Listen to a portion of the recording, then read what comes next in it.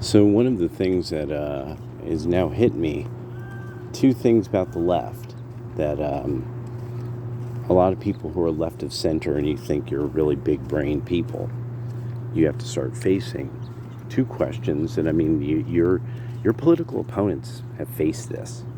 They've dealt with what the data says, and then really we're finding that actually was relatively well understood for some time,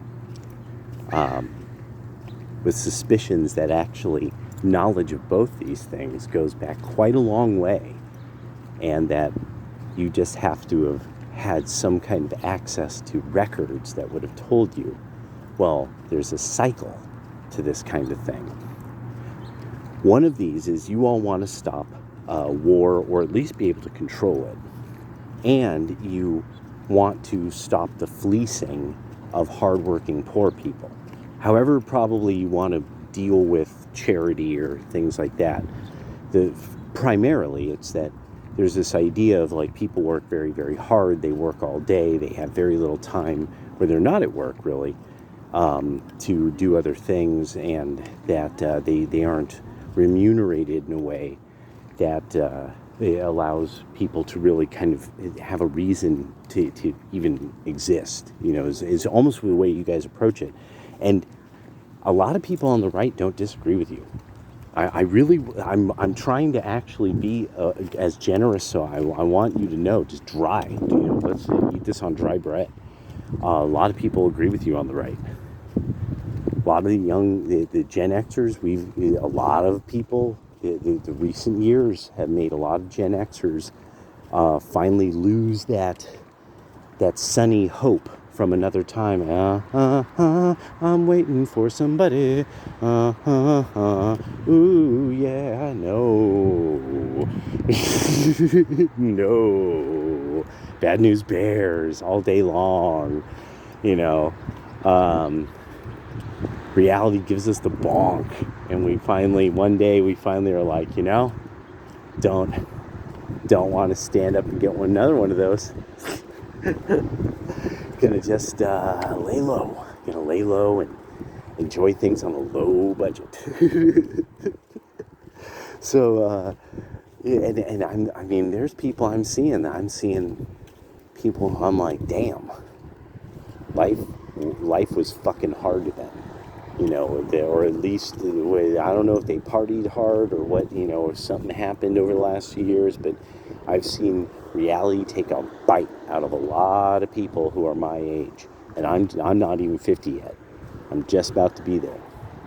So for a lot of you millennial liberals and stuff like that, you have friends that you refuse to just like kind of acknowledge you have something in common with, such as that you're eating shit just like them.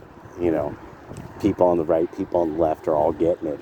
It's just that there's, for some reason, certain shit that you guys will not challenge.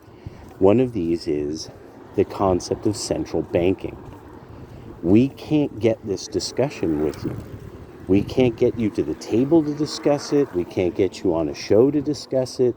When you do, you go from zero to commie retard. You have to blame capitalism. You simply cannot acknowledge. You couldn't have a central bank without there being a political system that puts it into power. And the political system is typically what oversees the army. It gives order and authority to the army and or the whatever the banditti of the day would be if they weren't in uniform. But key to this is typically you do need people to acknowledge their authority. They need people to help them at all levels. If people thwart the armed forces, like this is notorious supposedly in Russia, that there's some portion of the armed forces, some level of them or something, that they just get robbed. Like people just punk them out and take their shit. And that's a major part of what Putin, like, he has to reform that. He has to bring some kind of order to things. As somebody who I don't want us to be at war with Russia, and the major reason is because I want to absolutely know who has control of those fucking nukes. If that country comes apart at the seams, that's no good for anybody. And I mean in a major, major, major, extra serious way. You need somebody who you at least understand what this person's about. And Vladimir Putin is one of the most eloquent speakers of any statesman on the planet. And he speaks all the time and makes absolutely clear what his motivations are. It's really crazy that America treats him like he's some kind of madman.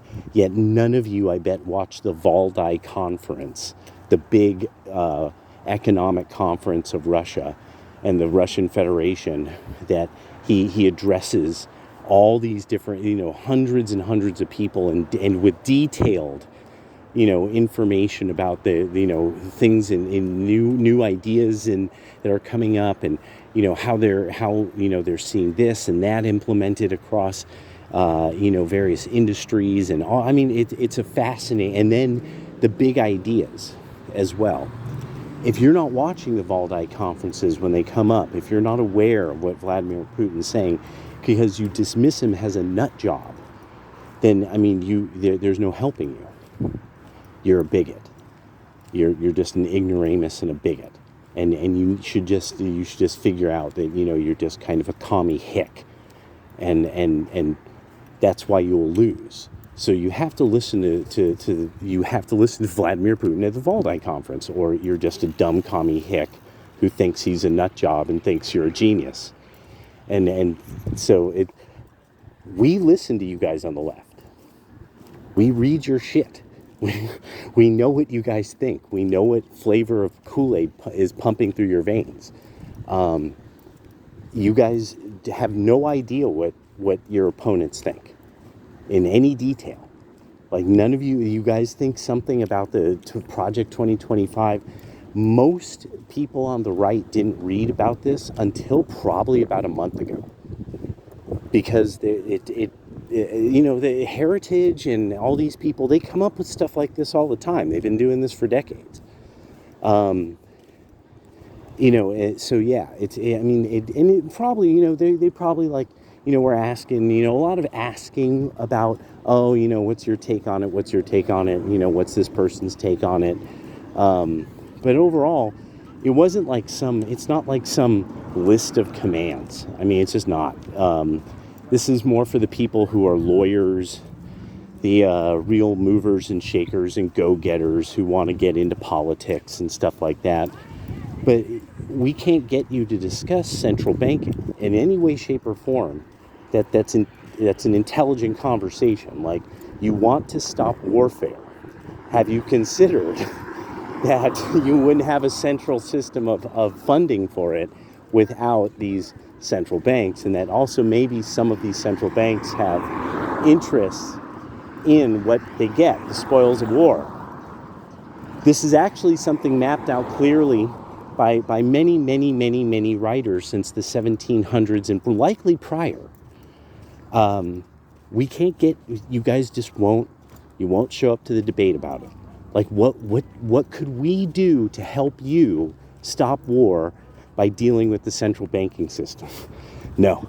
And everybody understands why. You can't have the EU without the ECB. It can't happen. And that the whole thing goes together. That's why Hans Globke, the Nuremberg race laws lawyer, that's the way he designed it. So you guys are you're tied to that for the rest of until it falls apart at the seams.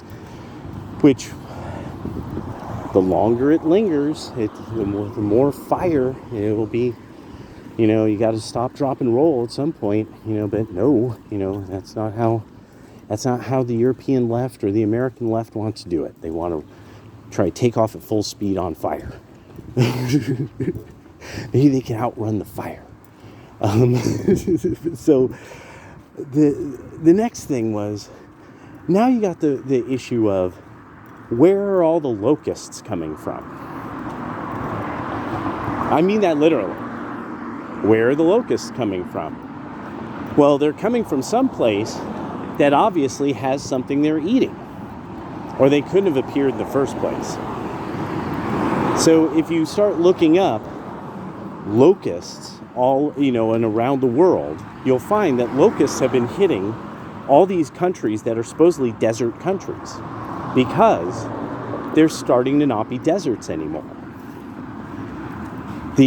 Something that was a well-known cycle about weather and climate and vegetation was that actually once you have a period of time where CO2 starts to increase, they were like, technically, and this was years, for like 20, 30 years ago, this was something that was openly discussed on all these PBS, NPR, smart people channels. That, well, the thing is with the increase of CO2, and it was because people do this in greenhouses, and so boomers knew this. The silent generation was still alive, and we're like, oh no, you can put CO2 in your greenhouse, and it will make things mature, and it will make them bigger, and blah, blah, blah. Well, so everybody was like, yeah, we should see actually a lot of verdant plant life, possibly in places that we hadn't seen it before. But we won't really, but this was all very theoretical because you see the silent generation was still around. So a lot of these people are people that still were like, well, we don't know. So we can't really say, and that still existed then. Along comes then, my generation and beyond, so that sort of what is quasi-scientific is now stuff that people absolutely assert will happen. And so now you guys have a problem with the climate change issue of the greening of the Sahara. This is something that was the reason why the greening of the Sahara was a big issue in the first place. It says so according to not so much the Bible, but really other apocryphal works of the Jews. And there are cities named in the Bible that they're like, no, but there's no city there. And now we know, wait, but if the sand wasn't there, you would see a city. So the greening of the Sahara is now starting to show, oh, okay, no, this wasn't what we thought. This wasn't that there was, say, coastal mountains that got worn down, blew into sand. No, it was, and there's a lot of theories. There was really a lot of theories that people used too much resources, this, that, and the other. But what's starting to hit is it's like, oh no, it just is some kind of cycle of aridity that we just simply never have known. We just simply could not have known this. That at a certain point, the CO2 in the atmosphere would get to a stage, and the heat would get to a stage that it would start allowing certain plant life to grow there again once there's this change in the way that there was rainfall. Because now, we know that region once had many, many cities that required then food grown nearby. And that's what apocryphal records show of it. So this is now a real problem for the climate change people. And when you actually read them discussing this, I posted the article on YouTube. This would probably be now in about 3 days because of, once again, the internet. My internet keeps going down. The thing that hit me was, I was like, yeah. So as I'm reading this, they're like, well, this probably won't stop climate change, but it might halt it a little. So a factor that they knew that this was a real effect of CO2 on plant life. Like, this was known to climate change people. The thing is, though, once they actually see it happening, now this is to be disregarded. That nature healing itself in a way that was unexpected, such that now there's I think multiple seasons of now parts of Africa And was it the Arabian Peninsula and India all having to deal with various invasions of locusts going after their crops, because this is a bug that simply could not survive before without there being the amount of crops and the rainfall. And so the thing I was thinking about, because that came up in the right wing a little while ago, was, why do they have locusts? Because there's crops. How could there be crops? There's supposed to be climate change. And the whole issue with climate change was aridity. Aridity is what everything in climate change was always about from the very beginning, like when I was young. That the planet's warming and it will just not have water on it, which never makes sense. That never has made sense. They've never been able to explain why there would not be rainfall. But it turns out it's because there is no computing. There's no computer that has enough computing power to in any way duplicate the way that the weather functions mechanically. We can observe it and we can make guesses because of cyclical events, but we don't understand how it works mechanically. So we can't duplicate it. So that's why you can't make extremely, that's it. We can't duplicate it. This has even been admitted by climate change scientists at NASA. They've admitted they don't have a way of duplicating the wind in a computer model. They could duplicate, there's a lot of things they could kind of come up with relatively decent approximations of measurements of, and try to see if it fits into certain cycles of things, and do a lot of theoretical experiments in computers, in computer models, but they don't have a way of ever factoring in, well, but how would this make the wind move? They don't know, because they don't know how that functions. I mean, yeah, it's just, and there's just some things we can't know. I mean, that's what it is. There's some things we'll never ever know.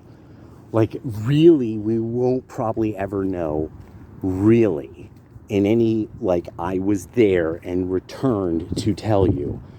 We won't really ever know much about the Oort cloud for probably about another 1,000 years.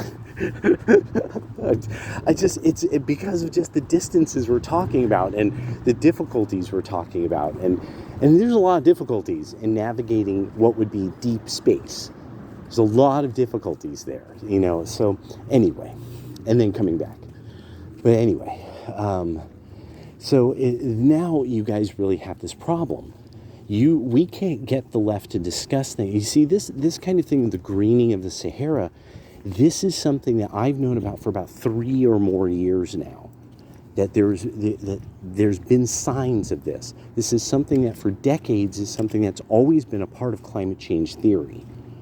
But it's, for some reason, there became this fixation on the doom aridity max, Mad Max, the Road Warrior world, where everything's sand forever. Even though there's oceans, there will never be rain again, ever, and that's critical, this idea that there will just never be rain, which doesn't make any sense, and so now that this is starting to show that what has happened is a school of thought within that realm so this was a realm of theory, and so then it developed a sub-school, and it was that it would be a desert world forever, and now that's not happening. We've never been able to get you guys to the table to be substantively honest about, show me the desert world. Why is the Liberty Island still there? Why is Treasure Island still there? Why is Alcatraz still there? Why could I see the bottom of the Golden Gate Bridge? Come on, give me something. McElhaney Island, give me something that's underwater. Anything. Give me something substantive, not just facts and figures about some theoretical stuff. I want to see something sunk underwater. I want to see something covered in sand that I saw 20 years ago. You got to give me something. But we can never get you guys there. So this starts to become this issue of, so you're just fucking with me all the time. You're just fucking with everybody all the time. Because that's the kind of person you really are. Environmentalist, pseudoscientist, climate change, this, that, and the other. DEI specialist, BLM people. You keep not showing us the substantive that if you could just prove it. Show me some good solid numbers, and I got to be able to see it. I should be able to see this. If it's systematic, if it's systemic, I should be able to see it. I should be able to even kind of duplicate it on paper. This should be very easy. Show me the measurement of gender. What's the smallest unit of gender? Show me the smallest unit of microaggression. We can never get you to that stage of the argument. And that's it. If you are really, really specialists, if you're really experts, if you're real geniuses, you would brag about this. You would brag about it. How the right loves bragging about the real numbers on when people get abortions, what is it for according to them. Like when, and what the real number, we love bragging about that. We love bragging about who actually has what amount of wealth in society. We love bragging about that. Because that proves, there's lots of black middle class people. What are you talking about?